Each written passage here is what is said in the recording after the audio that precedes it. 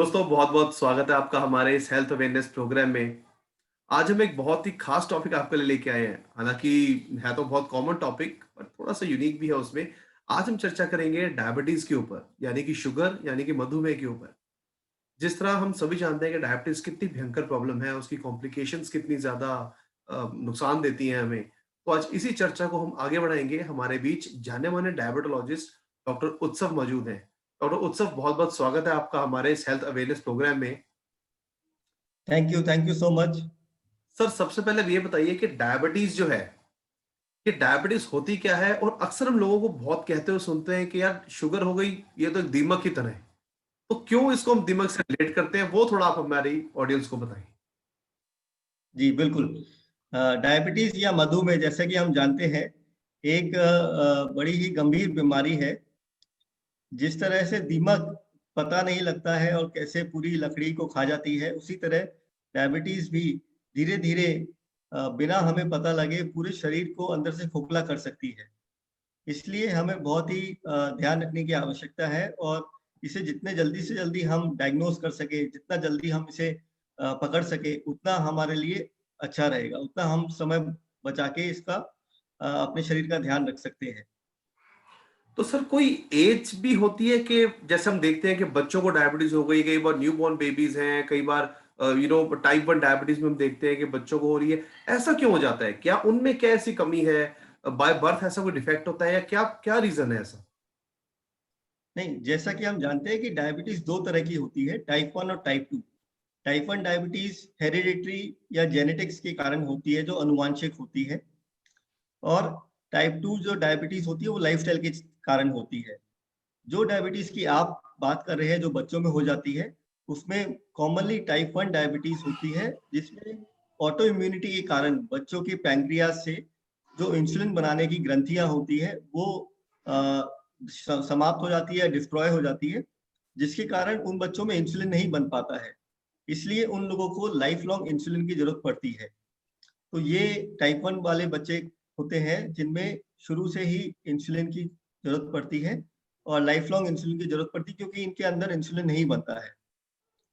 जी। तो sir, type 2 में फिर क्या होता है? टाइप 2 एक लाइफस्टाइल डिसीज है। किसी में फैमिली में चलती आती है टाइप 2। और कई बार हमारे मोटापे के कारण, हमारे गलत रहन सहन के कारण, हम जैसे अनहेल्दी ईटिंग हैबिट्स होती है हमारी, वेट गेन हो जाता है, काफी ओबेसिटी ओवरवेट होने के कारण। और एक आजकल सेडेंटरी लाइफस्टाइल है, मतलब हम लोग ऑफिस में जैसे कि काफी लंबे समय तक बैठे रहते हैं अपनी चेयर पे, उठना बैठना नहीं होता, ज्यादा चलना फिरना नहीं होता, तो ये ज्यादा रिस्क क्रिएट करती है टाइप 2 डायबिटीज के लिए। तो तो सर, जैसा टाइप 2 अभी आपने बोला डायबिटीज। कि रिस्क, आपने एक वर्ड यूज करा रिस्क, तो सर हु ऑल, मतलब कितना लोग होंगे या क्या क्या एक एक एज पॉपुलेशन होगी जो ज्यादा इसके रिस्क में है? ये थोड़ा सा आप बताएं। देखिए, हाँ जी, एक तो हम ये कह सकते हैं कि जो लोगों को जिन लोगों में फैमिली हिस्ट्री है, लाइक उनके पेरेंट्स हो या उनके सिबलिंग्स हो, उनके भाई बहनों में शुगर है, या उनके ग्रैंड पेरेंट्स पेरेंट्स में है, तो उन लोगों में एकदम से रिस्क 25 से 40% बढ़ जाता है। इसके अलावा वो लोग जो फिजिकली इनएक्टिव है, जो दिन भर बैठे रहते हैं, ज्यादा एक्टिविटी नहीं रहती है, और जिनका वेट ज्यादा है, वो एक तरह से डायबिटीज के लिए प्रोन हो जाते हैं, उन पे रिस्क ज्यादा होता है। इसके अलावा वो लोग जो ऑलरेडी ब्लड प्रेशर की शिकायत से ग्रसित है, या जिनको कोलेस्ट्रॉल ज्यादा रहता है, उन लोगों में भी डायबिटीज की संभावना बढ़ जाती है। और एक स्पेशल क्लास होता है, जैसे प्रेगनेंसी में किसी को डायबिटीज का डायग्नोसिस होता है, या शुगर प्रेगनेंसी के दौरान बढ़ जाती है, उन लोगों में भी आगे जाकर अगले 5 साल में कम से कम 30 से 50% में शुगर का खतरा बना रहता है। तो इसलिए हमें रेगुलरली डायबिटीज का चेकअप करवाते रहना चाहिए। और एक और छोटी पॉपुलेशन है, कुछ फीमेल्स में पॉलीसिस्टिक ओवेरियन डिसीज होती है, इनमें भी थोड़ा डायबिटीज का रिस्क बढ़ जाता है। सर, जैसा कि हम देखते हैं बहुत सारी मेडिकल एजेंसीज हैं, बहुत सारे मार्केट रिसर्च एजेंसीज हैं जो समय समय पर कुछ ना कुछ रिसर्च करती हैं। तो सर, जी। डायबिटीज अगर हम बात करें स्टैटिस्टिक्स, आपके अकॉर्डिंग क्या आपको लगता है कि हो सकता है या कितना है? एक एक जनरल, एक रफ आइडिया अगर हम लेके चले कि इसमें छोटे बच्चे ज्यादा हैं या मिडिल एज ज्यादा है या सीनियर सिटीजन ज्यादा है, आपके हिसाब से क्या लगता है आपको? देखिए, एज के साथ जैसे जैसे बीपी बढ़ता है तो डायबिटीज का रिस्क भी बढ़ता है। टाइप 1 तो एक अलग क्लास हो गई जिन बच्चों में अनुवांशिक जेनेटिक्स के कारण टाइप 1 में इंसुलिन नहीं बनती है, तो वो तो एक स्पेशल क्लास हो गई बच्चों की। वो टोटल डायबिटीज का लेस देन 5% ही बनाते हैं। इसके अलावा 95% टाइप 2 डायबिटीज के लोग होते हैं, जो आजकल बिकॉज लाइफस्टाइल काफी लोगों का खराब रहने लगा है, हमारी अनहेल्दी अनहेल्दी ईटिंग हैबिट्स हैं, और जो सीडेंटरी लाइफस्टाइल है, चलना फिरना कम है, ऑफिस तक कार जाती है, बिल्कुल ऑफिस में भी दिन भर बैठे रहना होता है, तो उसके कारण आजकल यंग लोगों में भी ये शुगर बढ़ती जा रही है। शूट अप हो रही है। और आने वाले समय में हमारे मतलब देश इंडिया में एक तरह से डायबिटीज आ जाता है वर्ल्ड। तो सबसे ज्यादा जो पॉपुलेशन वर्ल्ड की डायबिटीज की, वो अब इंडिया में बढ़ती जा रही है, देखा जा रहा है। सर, डायबिटीज के बारे में तो हम अक्सर चर्चा करते रहते हैं, हम सुनते भी रहते हैं, लेकिन ये प्री डायबिटीज क्या होती है? इसका थोड़ा सा आप हमें विस्तार से बताएं। हाँ जी, प्री डायबिटीज एक डायबिटीज से पहले की स्टेज है, जिसमें शुगर डायबिटीज के लेवल से थोड़ा सा कम रहती है। जैसे कि फास्टिंग शुगर जो होती है, वो 110 से 126 के बीच में रहे तो प्री डायबिटीज लेवल कहा जाता है, और 126 के ऊपर चली जाए तो डायबिटीज कहा जाता है।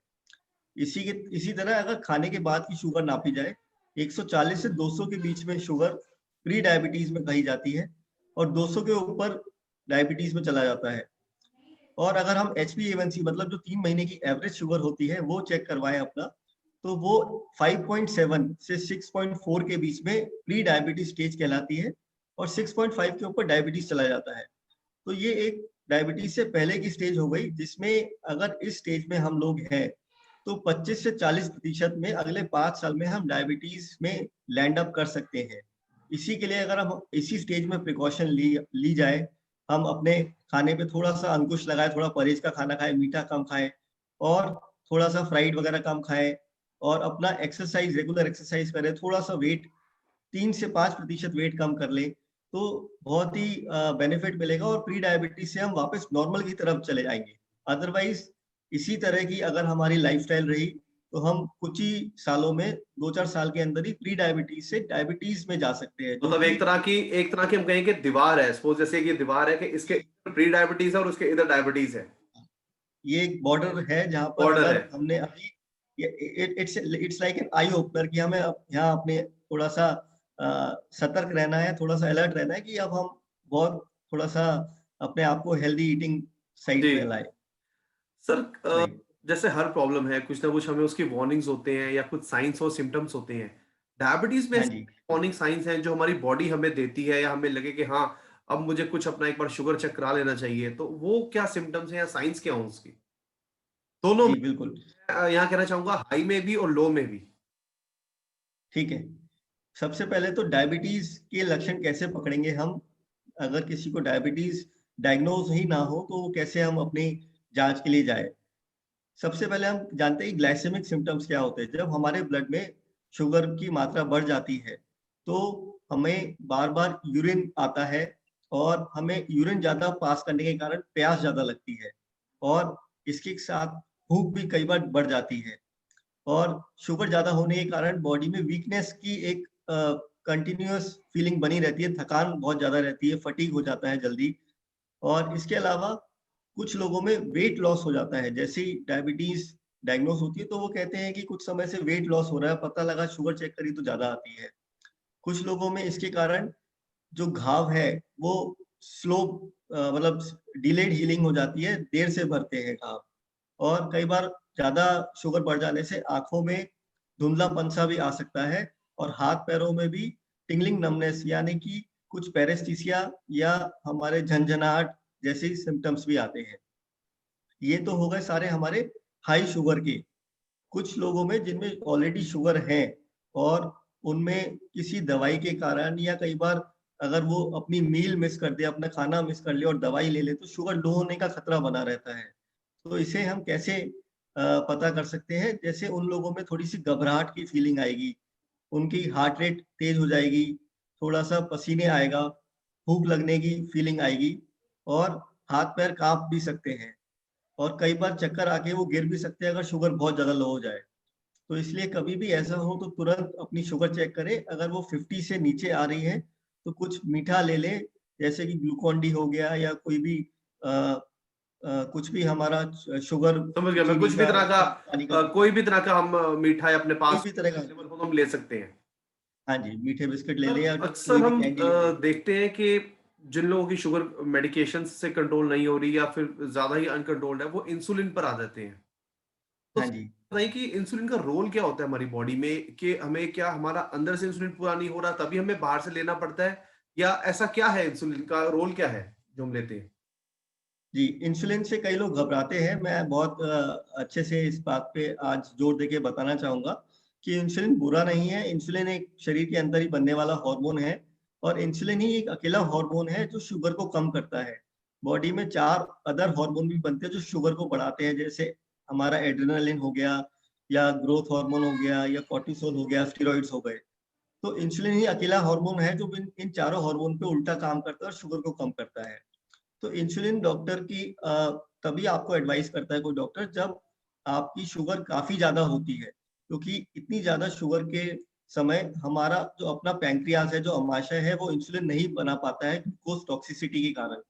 तो कुछ समय के लिए इसको रेस्ट देने के लिए आपका डॉक्टर आपको बहुत ज़्यादा शुगर होने के कारण एचबीएवनसी 9 से ऊपर हो या आप हॉस्पिटल में एडमिट हो किसी सर्जरी के लिए या प्रेगनेंसी के दौरान या आपके कोई अक्यूट फीवर हो, कोई और इलनेस हुई हो, कोई हार्ट अटैक हुआ हो, कोई स्ट्रोक हुआ हो, कोई लिवर या किडनी संबंधित बीमारी हो, तो इस समय हमें इंसुलिन ही सबसे सेफ दवाई ली रह जाती है। तो इससे बिल्कुल भी डरना नहीं चाहिए क्योंकि ये कुछ मतलब ऐसा नहीं है कि ये लाइफ लॉन्ग चलेगा या बिल्कुल डायबिटीज़ के अंतिम समय में दिया जाता है।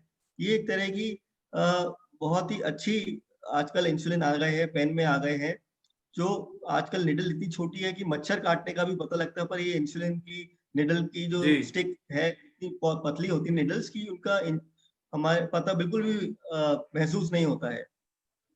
तो हमें इंसुलिन के लिए बिल्कुल भी घबराना नहीं चाहिए क्योंकि कुछ समय के लिए है, हफ्ते 2 हफ्ते 10 दिन के लिए, जब तक कि शुगर की मात्रा बहुत ज़्यादा बढ़ी हुई है, हमारा पैंक्रियाज़ इंसुलिन नहीं बना पा रहा है। जैसे ही थोड़े टाइम से हम इंसुलिन बाहर से देकर शुगर को कंट्रोल करेंगे, तो जो सेम दवाई हमारी पहले चलती थी, वो ही दवाइयाँ हमारी काम करने लग जाएगी।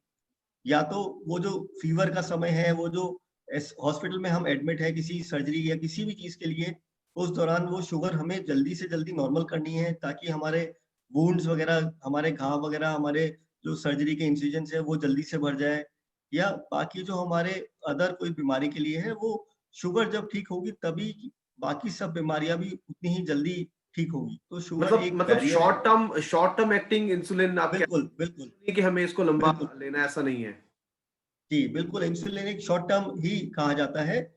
सिर्फ़ टाइप 1 डायबिटीज़ ही है जिसमें हम इंसुलिन लॉन्ग टर्म के लिए देते हैं, अदरवाइज़ इंसुलिन कुछ समय के लिए दिया जाता है। एक बार शुगर नॉर्मल आ जाए, उसके बाद डॉक्टर अपने आप ही आपको अपनी ओरल दवाइयों पे ले आते हैं। ओके, मतलब ये कुछ मिथ्स एंड फैक्ट्स होते हैं जो कि लोगों में रहता है कि यार अगर इंसुलिन शुरू हो गया तो अब तो हाँ बस जी। लाइफ लॉन्ग हो गया, अब तो ये खत्म ही नहीं होगा।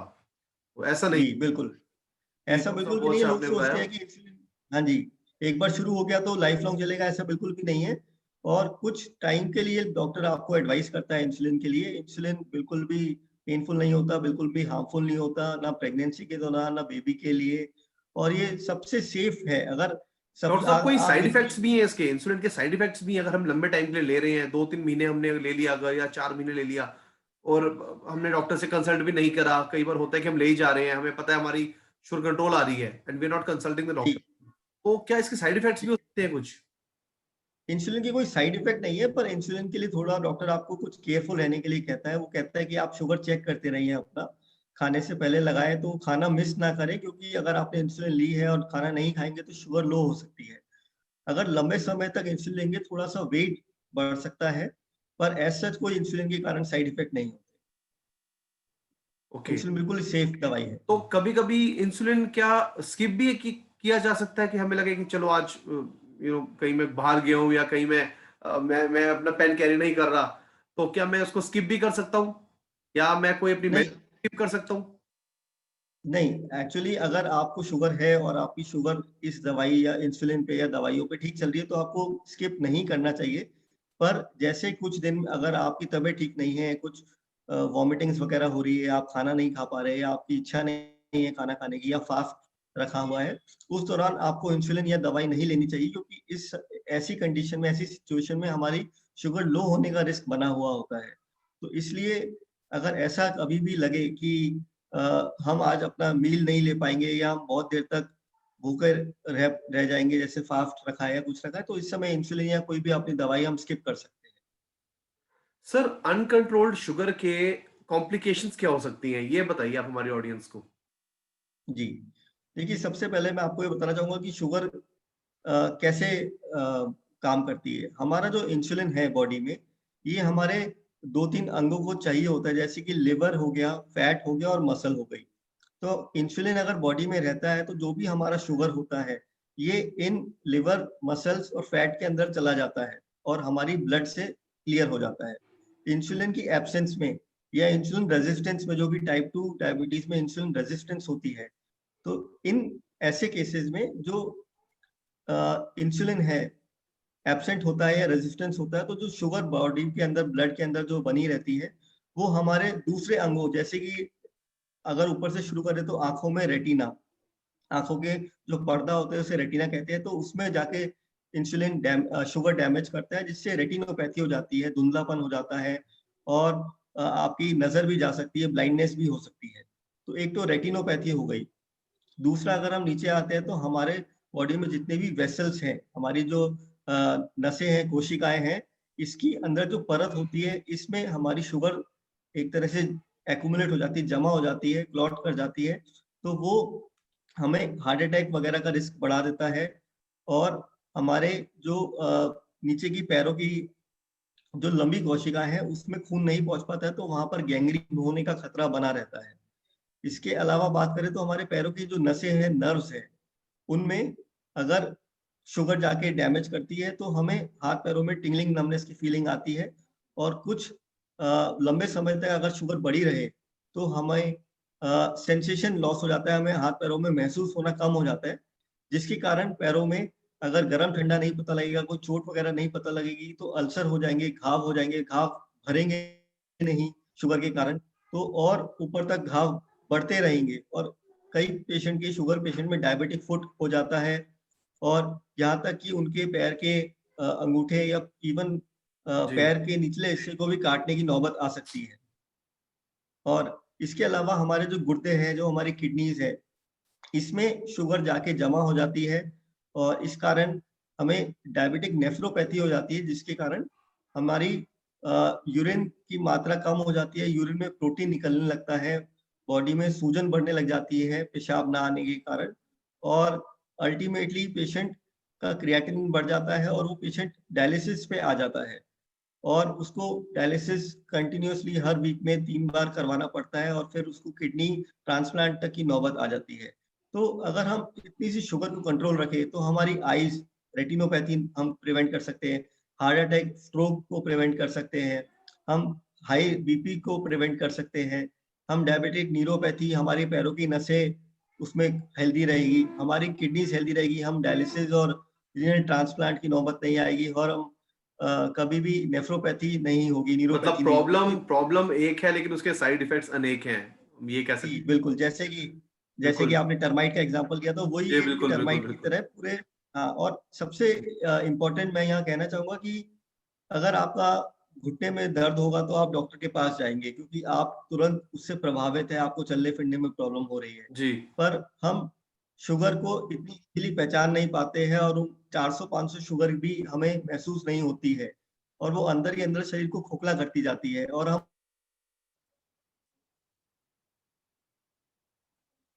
इसको इग्नोर करते रहते नहीं कर रही है और धीरे-धीरे वो शरीर को खाती रहती है अंदर से। जबकि अ, जबकि वो शुगर अगर हम उसी समय ध्यान देंगे, उसी समय कंट्रोल करेंगे, तो ये आगे की इतनी जो ग्रेव कॉम्प्लिकेशन है, ड्रेडेड कॉम्प्लिकेशन है, हम ये इनसे अपने शरीर को बचा सकते हैं। तो शुगर थोड़ी-सी भी बढ़े तो हमें उसे तुरंत लो करने के लिए डॉक्टर की सलाह का पूरा पालन करना चाहिए और उसे सीरियसली लेना चाहिए क्योंकि ये एक बहुत ही सीरियस प्रॉब्लम है जो आगे आने वाले समय में लंबे समय तक शुगर बढ़ी रहेगी। तो बहुत सारी कॉम्प्लिकेशंस को पैदा कर सकती है, उनको क्रिएट कर सकती है। सर एक दो जी। क्वेश्चन पूछ के हम इस सेशन को एंड अप करेंगे। आजकल सर अगर सपोज किसी की फैमिली हिस्ट्री में ग्रैंड पेरेंट्स को या पेरेंट्स को शुगर की प्रॉब्लम है, तो नेक्स्ट जनरेशन को कितना परसेंट है कि वो चांस बढ़ जाते हैं? देखिए, अगर एक पेरेंट को हो, अगर माता-पिता में से किसी भी एक पेरेंट को हो, तो 25% चांस है कि आपको भी शुगर हो सकती है। अगर दोनों पेरेंट को हो, तो 50% चांसेस बढ़ जाता है। और अगर पेरेंट्स के अलावा आपके भाई-बहनों में भी हो, तो 70 से 80% तक संभावना बढ़ जाती है कि बढ़ आपको जाती भी है। शुगर हो सकती है। हाँ जी। सर कई लोग जैसे हम कहते हैं कि मीठा नहीं खाना, मीठा नहीं खाना, बस मीठा ही समझ लो जैसे ज़हर है बिल्कुल के शुगर में। जी, कि तो जो ये जो स्वीटनर्स आते हैं, जो आर्टिफिशियल स्वीटनर्स जी। आते हैं, ये कितने सेफ हैं हमारी डाइट के लिए, या हम जैसे चाय में ये लोग डाल के लेते हैं, ये कितने सेफ हैं? पहले मैं मीठे खाने पे बात बताता हूँ आपको। मीठा खाना है, मीठा खा सकते हैं, पर मीठा खाने के साथ आपको थोड़ी एक्टिविटी भी रखनी है, अपने आप को एक तरह से एक्टिव रखना है। एक जगह पूरे दिन भर ऑफ़िस वर्क में बैठे नहीं रहना है। अगर आप कर सकें तो हर घंटे में अपनी चेयर से उठ के चाहे अपना थोड़ा ऑफ़िस में एक स्टेयर्स ऊपर-नीचे चढ़ के आ सकते हैं, वापस आकर अपना कंटिन्यू करिए काम। तो अपने आप को लंबे समय तक जो लॉन्ग सिटिंग आवर्स होते हैं चेयर पे, वो ज़्यादा नुकसान करता है। आप मीठा खा सकते हैं, मतलब मीठे के साथ-साथ एक daily routine, daily regular exercise करिए, तो फिर कोई प्रॉब्लम नहीं है। दूसरी आपने बात कही आर्टिफ़िशियल स्वीटनर्स की, तो आर्टिफ़िशियल स्वीटनर्स एक तरह की कैलोरीज़ को कम कर देता है। जैसे शुगर्स में काफ़ी कैलोरीज़ होती है, तो आर्टिफ़िशियल स्वीटनर्स में कैलोरीज़ ना के बराबर होती है, पर मीठा उतना ही होता है। तो ये बिल्कुल ही सेफ़ है, आजकल के जो क्या आर्टिफ़िशियल स्वीटनर्स आ रहे हैं, सुक्रालोज़ वगैरह है जो, ये काफ़ी सेफ़ है एंड इट कैन, मतलब पहले जो शुरुआत में आए थे उसमें थोड़ा-सा कुछ शंका थी कि कार्सिनोजेनिक होते हैं, पर आजकल के जो नए स्वीटनर्स आए हैं, they are purely uh, without any side effects, they are pure, you can take it without any risk. जी, thank you so much sir. मैं अब हम चाहेंगे कि आप हमारे दर्शकों को कुछ हेल्दी टिप्स दें, कुछ हेल्दी लिविंग के लिए टिप्स दें हमारी सोसाइटी को, और सोसाइटी को क्या मैसेज रहेगा आपका? जी, बिल्कुल। सबसे पहले तो आपको रेगुलर एक्सरसाइज़ करें, सबसे अपना एक रूटीन बनाइए कि दिन में कम से कम आधा घंटा आपको चाहे ब्रिस्क वॉक करिए, ब्रिस्क वॉक का मतलब होता है तेज़-तेज़ चलना। जो लोग जिन लोगों को कोई हार्ट की दिक्कत नहीं है, जो यंग लोग हैं, उनको एटलीस्ट ब्रिस्क वॉक में मतलब 10 मिनट में 1 किलोमीटर कवर करना, तो कम से कम आधे घंटे में आप 3 किलोमीटर का डिस्टेंस कवर करिए। तो ब्रिस्क वॉक सबसे ज़रूरी है, अपने आप को हेल्दी रखना, एक्टिव रखना, रेगुलर एक्सरसाइज़ करना। इसके अलावा आप अपने जो भी खा रहे हैं, उसको एक बार चेक करें कि आप कितना मीठा ले रहे हैं, कितना मीठा ले रहे हैं, कितनी कैलोरीज़ ले रही है, उस पे थोड़ा-सा एक बार नज़र रखिए। तीसरी चीज़, अपने खाने में फाइबर की मात्रा बढ़ाइए। जो भी हमारे सैलेड है, सैलेड्स वगैरह ज़्यादा लीजिए, ताकि अ, हमारी भूख उससे बनी ज़्यादा ना लगे और हम ज़्यादा अनहेल्दी ईटिंग हैबिट्स ना कर पाएँ। फ्राइड वगैरह कम करें, फाइबर ज़्यादा लें। इसके अलावा अपने आप को हाइड्रेटेड रखें। आप खूब सारा पानी पीजिए, अच्छे से दिन में 8 से 10 गिलास पानी पीजिए, गर्म पानी पीजिए सर्दी में, और अपने आप को हाइड्रेटेड रखें। और इसके अलावा अपना जो फूड है, जो हम भी खाना खाते हैं, वो लो ग्लाइसेमिक इंडेक्स का अगर ले सकें, जो डायबिटीज़ वाले लोग हैं, उनके लिए स्पेशली लो ग्लाइसेमिक इंडेक्स, मतलब जिससे शुगर एकदम से नहीं बढ़ती है। जैसे कि ओट्स हो गए, मखाने, काबुली चने हो गए, हमारी दालें हो गए, तो और नट्स हो गए, सारे हमारे ड्राई फ्रूट्स हो गए, तो ये सब चीज़ें, बीन्स हो गई, तो ये सब चीज़ें एकदम से शुगर नहीं बढ़ाती है, धीरे-धीरे बढ़ाती है। तो लो ग्लाइसेमिक इंडेक्स फूड स्टफ लीजिए।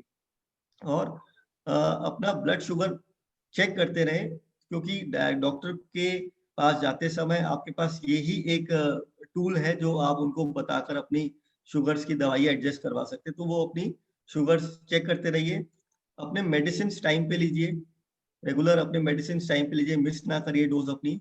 और सबसे इम्पोर्टेंट है, कोई हॉबी रखिए जिसके कारण आप अपने आप को स्ट्रेस फ्री रख सकें। क्योंकि इस तनाव भरे अपने जो हमारा लाइफ़स्टाइल है, इसमें स्ट्रेस, टेंशन को हम अवॉइड नहीं कर सकते, बट एक हॉबीज़ की किसी भी एक हॉबी हो गया, गार्डनिंग हो गया, कोई डांसिंग हो गई, तो इसके साथ हम अपनी अपनी लाइफ़ को स्ट्रेस फ्री रख सकते हैं। जी, थैंक यू सो जी, मच। स्ट्रेस भी एक बहुत बड़ा रीज़न है डायबिटीज़ के लिए, हम सभी जानते हैं। बिल्कुल। तो बहुत अच्छा रहा सर आज का ये session. I think we should wind up the session now. And sure. उम्मीद करते हैं आपको हमारा ये प्रोग्राम बहुत अच्छा पसंद आया होगा। आज डॉक्टर उत्सव साहू ने हमें बहुत अच्छे-अच्छे टिप्स दिए, डायबिटीज़ को कैसे हम मैनेज कर सकते हैं, कैसे हम अपने लाइफ़स्टाइल को अच्छा बना सकते हैं, बेहतर बना सकते हैं और एक स्वस्थ जीवन जी सकते हैं। उम्मीद करते हैं कि आप को सारी इंस्ट्रक्शंस बहुत अच्छी लगी होंगी और किसी भी तरह की प्रॉब्लम, किसी भी तरह की अगर आपको अपने हेल्थ से रिलेटेड इश्यू है, प्लीज़ उसे इग्नोर ना करें। अपने डॉक्टर को या अपने फिजिशियन को टाइम से टाइम संपर्क करें और डायबिटीज़ फ्री रहें और आगे भी हम चाहेंगे कि इस तरह के प्रोग्राम्स हम सर के साथ कुछ ना कुछ समय-समय पे करते रहें। उम्मीद करते हैं आपको ये प्रोग्राम अच्छा लगा होगा, तो स्वस्थ रहें और मस्त रहें। Thank you so much, stay fit, stay healthy. Thank you sir, thank you, thank you doctor Utsav for your valuable time and suggestions. Thank you, thank you. Thank you sir.